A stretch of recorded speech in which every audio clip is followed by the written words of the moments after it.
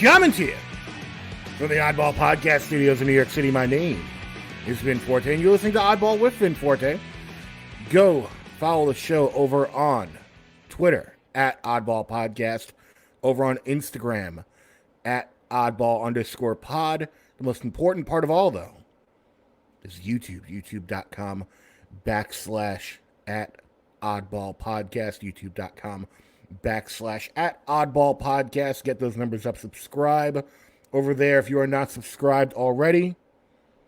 And help me out because, look, why not make the push? For no other reason than it's March Madness. We'll go with that. Yeah, we'll go with that. It's March Madness. Jump in on the madness and subscribe to the podcast wherever you get your podcast from, but specifically over on that YouTube. I do not come alone, or I try not to every week, and this is another prime example. So I'm going to bring in our guest right now with no delay whatsoever. Oh, man. Here he is. Nelson. Show Your Work Podcast Network. There he is. Salutations, Vin. Thank you for having me. You know, it's a long time coming. Yeah. You know. What is going on this evening? This beautiful Friday evening as we're recording. Where you're at, it's raining over here, but you know, it's cool. It's a beautiful Friday. It's a beautiful Friday evening because the house has been cleaned up. I don't have to worry about cleaning anything this weekend. I did everything today, so it's a beautiful Friday for me. So I can't complain at all. Aside from the weather, everything is good. Aside from the weather, and have you been watching the tournament? Little March Madness? Yeah, I haven't watched the full game, like front to back. I've kind of been like, I switch between the men and the women a little bit yesterday, actually, and today too, while I was cleaning around. So I think I watched some of like Western Kentucky Marquette today. What was the other game I watched? Michigan State, North Carolina for the women's side. And then I think it was like UAB, and I forgot who UAB was playing, but I remember UAB was on as well. So I watched some of like the earlier stuff. The first couple of games that were on today. And then yesterday I was watching some of the Oakland, Kentucky game I had watched before, it ended because I think we were like, I was in the middle of running around and getting that stuff ready. So it's been interesting, man. I'm not gonna lie, the men's game is to me. I'm not crazy, but I'm more invested in the women's tournament this year because of like who the players are. So there's more stars, more teams to watch, and I've always enjoyed the women's game because the women's game is a little bit more fundamental. So it's fun. It's a nice change from the men's game that people is just like about like who could jump out the gym and who has the craziest handles. Sometimes you need a little bit of a balance. Well, you need good stories, and unfortunately, one of the schools that I was following that had one of the best stories was knocked out yesterday by UNC, and that is the Wagner Seahawks. Now, they were knocked out yesterday, but I needed to lead with this story. I need to do a little hometown mark out for a moment, because the Staten Island Wagner Seahawks shout out to Staten Island, won the NEC. Shout out to Staten Island. That's right. Put some respect on Donald Copeland and the Wagner Seahawks winning the NEC. And then winning a game in the tournament, in that first four-in tournament, and then of course getting knocked out by UNC, but they held in for a little while. But the magical part of them even getting in the tournament is because I think since December they've only had 7 players on their roster eligible to play. That's crazy. Because guys just kept going down with injuries. Wow. That's incredible. Shout out to Staten Island where I'm raised. I like to crack my jokes and say, people know Staten Island for about 3 or 4 things, but shout out to Staten Island. This is a good thing that came out of Staten Island. So shout out to Wagner. Shout out to Wagner College, man. I actually used to work like in that area, so it was cool. It's cool to see them anytime they do well in the tournament and everything like that. I'll always pick for a New York team in the tournament.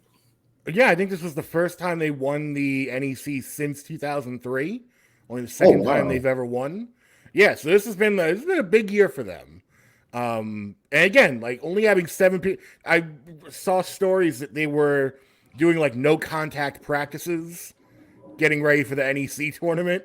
So like Oh man. this has been an insane run for them, even if they didn't make it far in the actual tournament. The fact that they won the NEC, the fact that they were able to come this far, just a big shout out to them.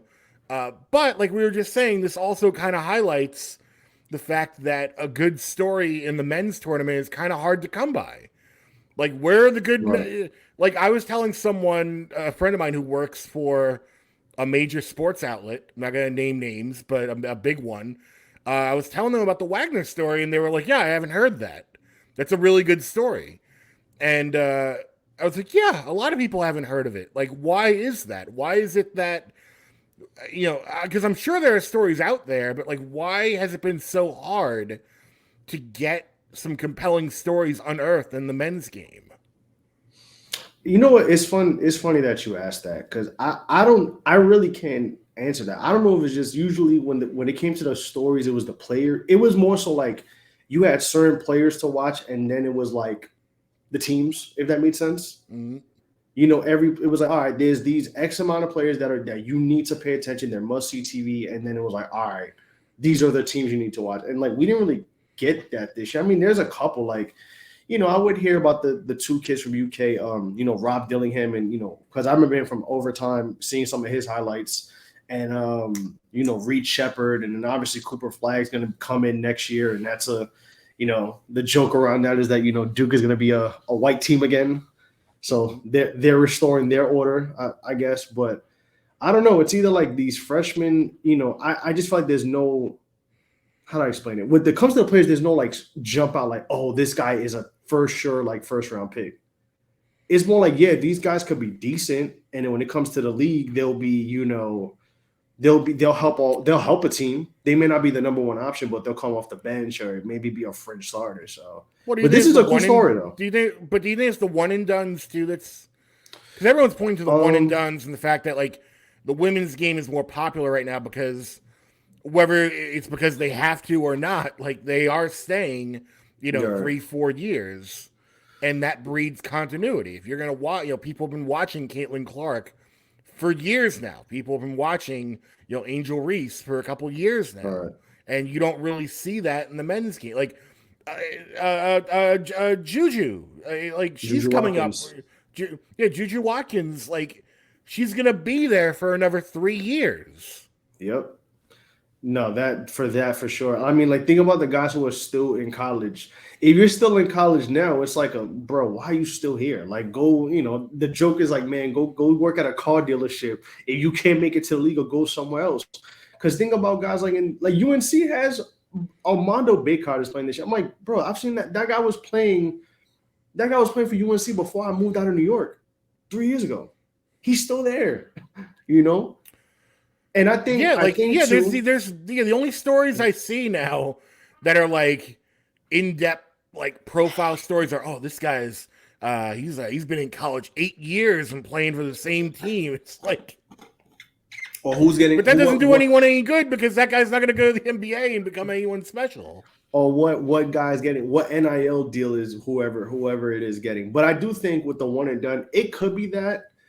I just also think it gets to a point where like there are certain players, there are very few players who can do one and done and be good and be exactly as they're advertised in the league.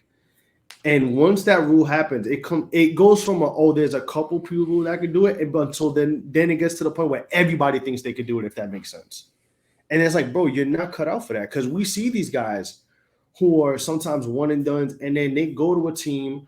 They go to a team that like picks them because they're just best available or they're just not there yet. And then because you already have the distinction of being a one and done guy, the pressure's already on you. It's like, oh, well, you better be good in a year or 2 or 3 years or else we just gonna cut you and you just go to somebody else, or we fire the coach and we try him. And there's so many people who are like that. Like there's not that many one and done guys, especially like now coming up the last couple of years who they're not going to be like what we've seen from the one and done guys in the last 5 to 10 years.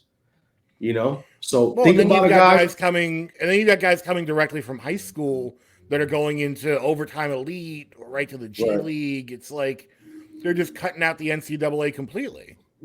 And not a lot of guys can do that and be successful. And I think when it comes to one and done, the thing is, even with one and done in the NBA, there's always got to be development. Like the game is different. People act like rookies don't hit a rookie wall. Any guy who's a one and done who's been solid has all hit that. They've all said when it comes to February or March, their legs are dead, or mentally, like they're like, damn, we still got to play another 30 games or another 20 something, and then you go to the playoffs. A 82 game season, and it's a 82 game season, regular season. And then if your team goes to the playoffs and you're playing X amount of minutes, if you go to the finals, you got to win 4 games. That's 98 games, and then plus the whatever games you lose that make it a best of 7. Like that's mentally taxing. Like there's so many guys who even wanted them that took a while to be who they are. Like one guy I can think about off the top of my head is Julius Randle. Julius Randle was a one and done. I forgot he was a one and done. If you look at his trajectory and how he went, like he broke his leg his first year, then he goes to the Lakers, then he goes to the Pelicans, and then now he is what he is with the Knicks. Even with Mitchell Robinson, a guy who skipped college, and then bet on himself, and now he is what he is. Even guys like Obi Toppin, who played, I think Obi Toppin played, he took a prep year to play 3 years at Dayton. And you think, he's there for 3 years, he's going to be fine. And then look, you have guys like that who stay 3 or 4 years, like Chris Duarte and Obi Toppin, who come into the league 22, 23. And it's like, you think, they're fully developed. They can do what they can in the NBA. It's like, it doesn't work. So I don't know what they're going to do. I mean, the NIL is one thing.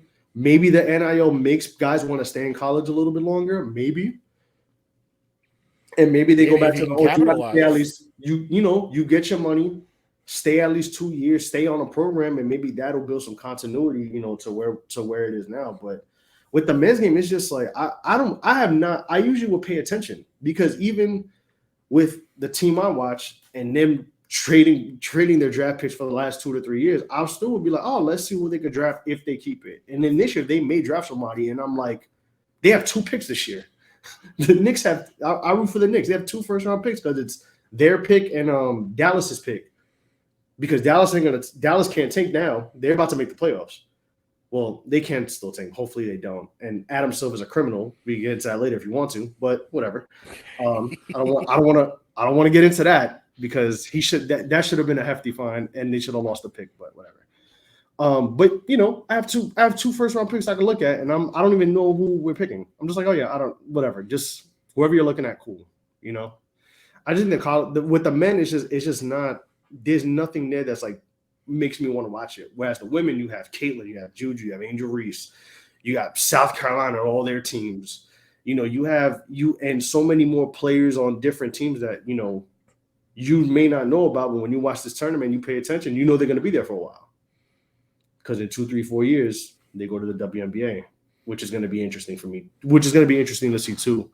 When Caitlin Clark leaves, and see who comes, the next couple of years, we're going to start getting, bigger stars in the league. So that's going to be fun. Well, speaking of sticking around a while, we're going to pivot to baseball for a moment, because I don't know how long this guy's going to stick around if this smoke turns into fire. This Shohei Ohtani situation going on right now. Very, very weird. The story broke earlier this week. To say the least, where Shohei Ohtani, obviously playing for the Dodgers now, is on the Angels. His interpreter, Ippei Mitsuhara, his interpreter isn't just his interpreter. Let's get that clear right off the bat for people who have been hearing this story on the periphery, may not quite understand. His interpreter is like his right-hand man.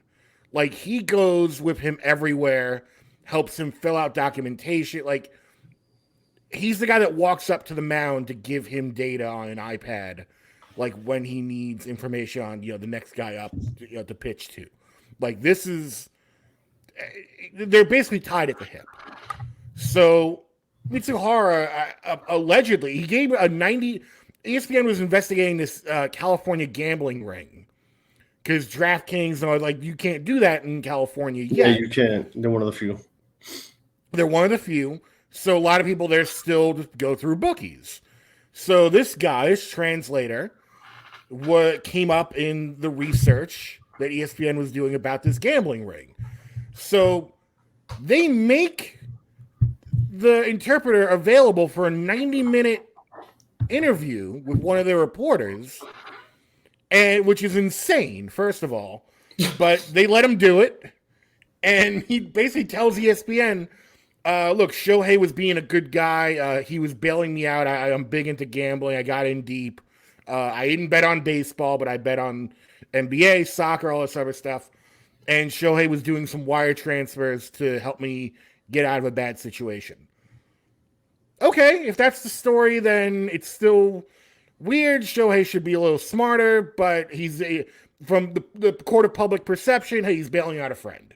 He's clearly got the money. Yeah. He's bailing out a friend. Very quickly, and this is all going on while they're playing opening day in South Korea, which adds another weird wrinkle to it, but whatever. Like, they're over on another part of the world where this is going on.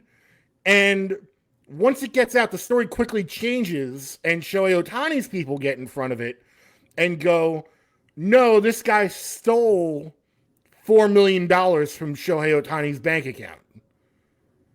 And then it becomes like, well, wait a minute. Like, what's the real story then? Because this guy's saying one thing in a 90-minute interview, then the Ohtani people are saying something completely different. But Ohtani's name is on the wire transfer, and like, you have to approve it. Like, it's not just like you can't just fake a wire transfer. Like, so they have confirmation that he did at least as of now, did two separate $500,000 wire transfers. Mm-hmm. From what I can figure out at this point, and everyone's just trying to figure out what's going on at this point, it feels like at best he was doing the transfers for his friend, for the interpreter, but somehow in the mix of all of it, the interpreter got access to his account and took out more money than Ohtani was giving him. And that's where he stole $4 million from me came from. Or these guys were working together and he was doing gambling for Ohtani, and the money, the wire transfers were just not incidental, but like they were part of a bigger scheme operation going on here. Yeah. I would, you know what's funny? I wanted to talk. We talked about this a little bit last time on Show Your Work, but we had to get into like the bracket. And then every time I like wanted to get research on it, it's like there was like a new conspiracy theory about it, like every 20 minutes. That's what's crazy about this. It was first like I understood the $500,000 wire transfer thing. I understood the situation with him betting. He was, first he was gonna talk about it, and then they told him not to talk about it. Then Shohei's representative stepped in and said, "Oh, we're investigating this. Don't talk about it." Like it's like a very back and forth of like talk about it, but don't talk about it. Then this person steps in, and that person steps in. But the thing that makes it super confusing isn't even necessarily that there are conflicting stories. It's that there are conflicting stories, and these guys are tied at the hip. So it's like, what's going on? Like, right? Something doesn't add up. It's conflicting stories, conflicting plan of action. Because now I think I know the MLB's involved in it, and supposedly the IRS might get involved in it now because the MLB seems to be sitting back a little bit because they, I think, don't want to come down on Ohtani because he's the number one, he's the biggest star they have. Fair. So I think they're just going to let the FBI do their thing. And if the FBI finds something, they could be like, well, our hands are tied. The FBI found something.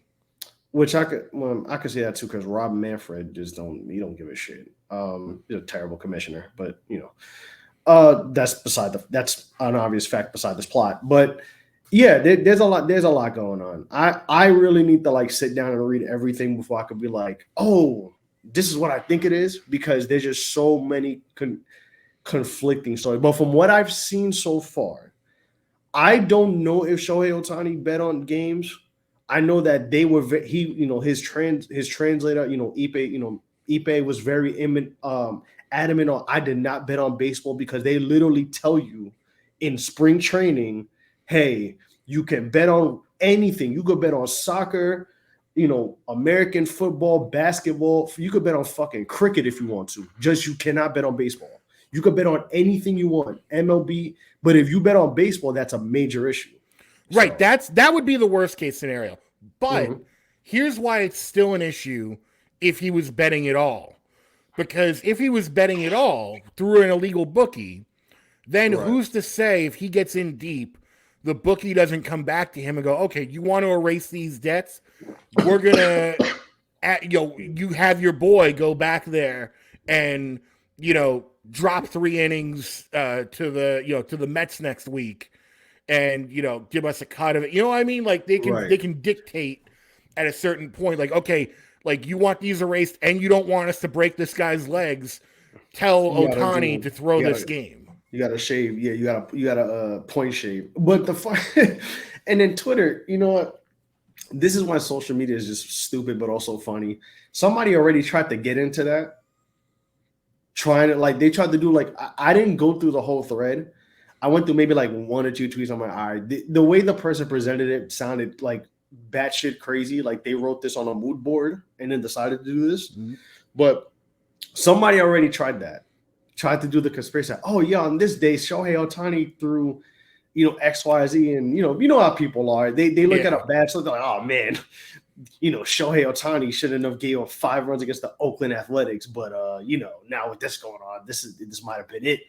It's like but it's interesting to see how this is going to play out because there's too many. It's like it was like one person. Then Shohei came in, and now it's like everybody's rushing the castle to fucking protect the castle from falling down. It's whether it's the Shohei's representatives, the MLB investigating this guy Ipe Mizuhara not doing an interview, then not wanting to talk 5 minutes later. Then he has to talk because Shohei got nobody to translate for him. Well, then you got MLB, the whole thing, the FBI. Each piece of it is just weird because even the wire transfer aspect is like, okay. So the most famous baseball player in the world is openly wire transferring money to bookies, right? That's the interesting part too. I mean, why is he paying the bookie directly? Why wouldn't he just take money out of his account and give Ipe the money, and then Ipe pays again? There's a lot of it that just doesn't add up. Right. And I think California is one of the 10 states I think that doesn't do any of the they don't do any of it. Yeah, they're one of 10 states cuz funny enough, where I live now, North Carolina just did it I think 2 weeks ago. They opened it up to everybody cuz at first it was just Underdog and Prize Picks. Mm-hmm. Which is basic. And then now the actual sports book, Underdog and Prospects was parlays. So it was you could do a 5-leg on whatever. But now they opened the full sports book where you could do money lines and spreads. But where it's fully open, here in New York, in New Jersey, it's insane. You can walk right out of the stadiums and right next door is the betting place. It's insane. Well, it's gonna be a problem soon, then. I was going to say, it's going to be a big problem soon because, and I'm not the only one that said, I think a lot of hosts have come out and said it this week, that you wait and see. There's going to be someone somewhere down the line, sooner rather than later, who's going to get caught doing some sort of weird betting, especially with the NIL stuff, especially in college sports where you've got kids who don't know any better. Yep. You're going to have people get to someone and be like, hey, throw this game. We'll make a lot of money together. Here, do this. Yep, because the NBA is going to do it. The NBA is supposedly doing that thing with League Pass now, where you could bet while you're on the app, which I think it's through DraftKings. Mm-hmm. That's going to be a problem. And then now you got these guys in the NBA crying, complaining and just bickering about man, I got these people telling me damn, you lost me money, and it's it shouldn't be that serious. At the end of the day, that's your fault for putting money on certain players who can't get your bets. You just need the best the coach of the Wizards. Now the Wizards aren't a great team, so whoever's betting on the Wizards should probably know better. But that fact aside, the Wizards coach was I got people running up to me, yelling at me, saying that finding out my number and threatening my family because they lost $5,000 betting against the point spread on the Wizards. It's like, well, that's not the coach's fault. Or okay, we won the game, but we didn't cover the point spread. So it's like I got people yelling at me on the sideline, like, "Oh, put this guy in. Why are you taking him out? Like, we need him to cover." It's like, no, like that's not how this works. You can't dictate that. It's like the Cavs. I think JB Bickerstaff, the Cavs coach, had a similar thing. Tyrese Halliburton's been saying that too. I'm not gonna lie though, with Tyrese Halliburton, I think he's Chris crying wolf. It's like, brother, you push yourself to play 65 games. So, well, I get it. Okay, but you should have from one scrupulous money situation to another. I don't know if you saw this. I did not see this. Kobe Bryant's dad is apparently allegedly selling the ring that Kobe had given him after their first title. Kobe had bought a replica ring, like an exact replica, and gave it to his dad. And famously, Kobe Bryant was not on good terms with his parents after a while. Allegedly, they did not like Vanessa Bryant. Allegedly, because she wasn't black. That's the word that's out there. Can't really confirm or deny that right now for obvious reasons, but there are stories also that Kobe had put out there, is specifically an ESPN article way back in the day, that he was going to buy his parents a house, and his parents were like, well, that's not, that's it. Like, that's not good enough. Like, they wanted a better house. I've heard that. They were also selling his merchandise around that time as well. Like, they were selling like his high school uniforms and things like that, allegedly. And he tried to reconcile with them, I think around 2013. Didn't really take, and now obviously, he's no longer with us. So, people have had a lot of conflicting things to say about his dad selling the ring. Where I kind of fall on it is, at the end of the day, I hope he needs the money. Because if he truly needs the money, that's on him if he's going to sell something that personal to his son who's no longer with us. That symbol, it's a connection between a good period in your life with him. 94,000, sheesh. I thought it was, I read somewhere, allegedly, that it was up to like 141,000. But again, like, I hope he needs it. Because if you don't need it and you're just selling it to kind of be petty or, just to get some money that you don't need, but like, hey, we could sell this thing, that I don't like. I'm not fond of. I would definitely agree with that, because I've read a lot about Kobe's situation with his parents.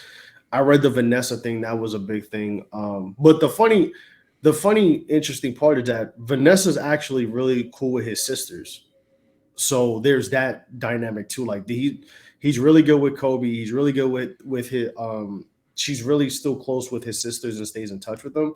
But it was always the parents, because you mentioned that whole situation with them selling memorabilia when he was like at his first 6-7 years when he's winning rings. They're selling his high school memorabilia. They're selling all types of shit that like he didn't even know about. Like, it was a matter of time. He would see people with it. He's like, wait, I thought you guys had this, and then it's like, oh, we sold it. And it's like they didn't even ask or nothing. They were just selling shit. They were just buying, selling whatever, taking whatever, anything like that, or just being ungrateful. And I mean, right. And at that point, it becomes, okay, like, is Kobe not doing right by you? And like, because again, you have to imagine, like, he's probably done a lot for them, I would imagine. Like, the first thing you do is when you get that wealthy, you buy your mom a house. Parents a house, buy them a car, you get them the essentials that they need. But if he's doing that for them and they're still on some like, oh, you need to get this, that, and that, then I'm like, what? We need a bigger house. Like that. It's like, wait, then I'm on Kobe's side. Right. Kobe didn't strike me as the type of person to go buy them like some ransacked house that's slightly bigger than what it is or anything like that. I would think that he was looking out for them for their best interest. So I don't know if it's a situation where the guy is like desperately needs the money. all right. But if it's something like you're just doing this just to do this, that's corny to me. And that's not gonna do nothing but just hurt your relationship more with the rest of the family. And then, obviously Vanessa with, from what we've heard since they started dating each other, so but at the end of the day, yeah. Excuse me. At the end of the day, You marry somebody for yourself. You don't marry somebody for your family, and that's what everybody will. That's what That's what everybody eventually learns when it comes to like a relationship as such. Even myself, I learned that, as going through life. You marry for yourself. You don't marry for your family. You don't marry for who your family wants you to marry. So I think that's just one of these situations. They wanted him to marry a XYZ. And he's like, no, like Vanessa's the person I want to marry. And I guess that didn't sit right with them at the end of the day. It's not like Kobe and Vanessa haven't been through it either. Like they've been through some shit. Like they went through some shit. Yeah. Went through some things. Because on one hand, it's like, you hear the rumors, people say, oh, well, Vanessa was just a gold digger. It's like, okay, let's assume that's true or was true at a certain point. Then Kobe turns around and does what he did in, 2004 or whatever. Colorado. So don't tell me that, like, she wasn't hurting either. Or that, there were points where he wasn't doing right by her. Right. So it's like, but we can only go by what we know. And what we know is that eventually they both got it together. And it seemed like they were, on the same page in the last few years of Kobe's life. Like, right. That's what a marriage is. A lot of people assume everything is roses and shit. And no, like you have those peaks and valleys, those ebbs and flows, those, high tides and low tides. But that's just what people's perception is. And granted, like you're right, he could have just, when that whole thing happened in Colorado, that could have just been the end of everything. And she chose to stay by him. And she was with him before that. So it's like, yeah. It's not like she just started dating him in 2005. It wasn't like she came around and when he won the fourth and the fifth ring. No, she's been there she's been there since the beginning. But again, as far as the dad goes, like I think it boils down to like I hope he really does need the money, because if he doesn't really need the money and he's just selling this to sell it, I don't know, that rubs me the wrong way. It's weird to me. I would definitely agree with that. But most definitely. Yeah, you don't want to. I mean, come on, like something that's like the memory, like the anniversary that you always look back on of your son winning his first NBA championship. I mean, why would you want to sell that? Right. You'd want to celebrate that, just like we want to celebrate the 30-year anniversary of the home console release of NBA Jam. Right. Man, good times, man. One of my favorite games of all time. March 4th, this past month, 30 years ago, this game came out from the arcades into the home console scene for Super Nintendo, Sega Genesis, and on handhelds on the Game Gear. And then over the next year would go on to everything else, from Game Boy to Sega CD to, Tournament Edition, PlayStation, the Hang Time games, like Showtime, like NBA Jam still holds up today. There's no question it is the quintessential arcade basketball game. I would definitely agree with that. Man, this is one of the first games I remember playing as a kid. I had this for Super Nintendo. I still do. I still own my Super Nintendo, so I have that and Tournament Edition. But even playing in the arcades is fun. If I find an arcade game bar that has it, I will always spend some quarters on it, because I love playing the online. The arcade version. Actually went a couple weeks ago and found we have a game bar in Charlotte that recently, I think they reopened or they moved to a new location, and they had NBA Jam in there. So that was fun to play. But this game was really the beginning of like arcade sports games. Cause like, yeah, you got like before that, you got Double Dribble and like,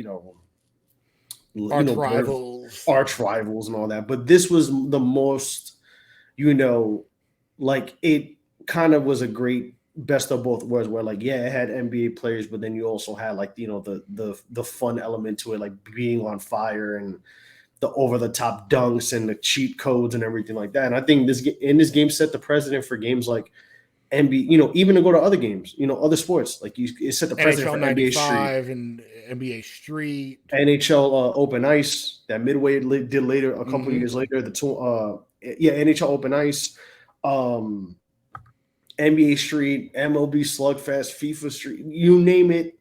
This game was the precedent. Blitz. You don't get the Blitz series about this, right? So yeah, and Midway did a lot. Midway really took a big gamble on making this happen. Even though the NBA, David Stern found out about that Mortal Kombat code and said no more Mortal Kombat at NBA Jam. They tried it, but the hidden characters was a big thing too. This game was just a trendsetter. Still one of my favorite games. Still a game I will always, if I have an opportunity to play a quick game, I always will take the time to go out and play for sure. Have you been tempted by those arcade 1-up countertop cabinets? Because if I had a little money and I had a house, I would definitely buy one.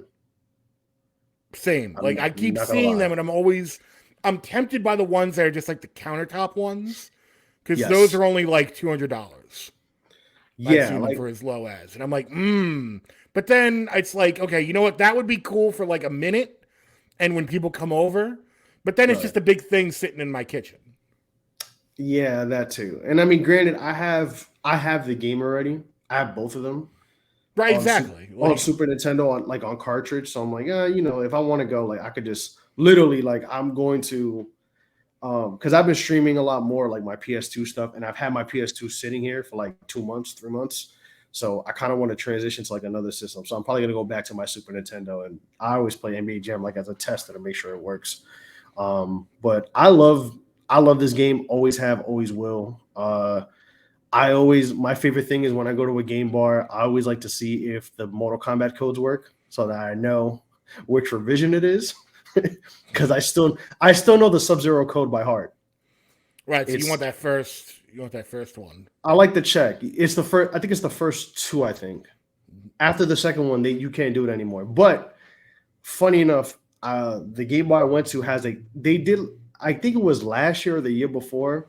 Somebody did a custom modded NBA Jam where there's been the story about certain people got like custom cabinets, like Shaq got a custom cabinet. Right, Jordan's got the only one that has Jordan in it.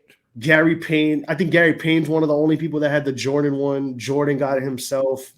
And there's a really good book by a guy named Ryan Ali, NBA Jam, the book. And I'm going to cut you off for a second because I was literally about to say when we were ending this topic, if anyone wants more information on NBA Jam, Ryan Ali is a great book called The Making of NBA Jam. Mm-hmm. I think it's just called NBA Jam through Boss Fight Jam Books. The book.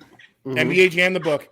And if you go all the way down in this feed, I think the first or second episode of this podcast is an interview with Ryan Ali. I got to get him on the show just to ask too, man. That's incredible.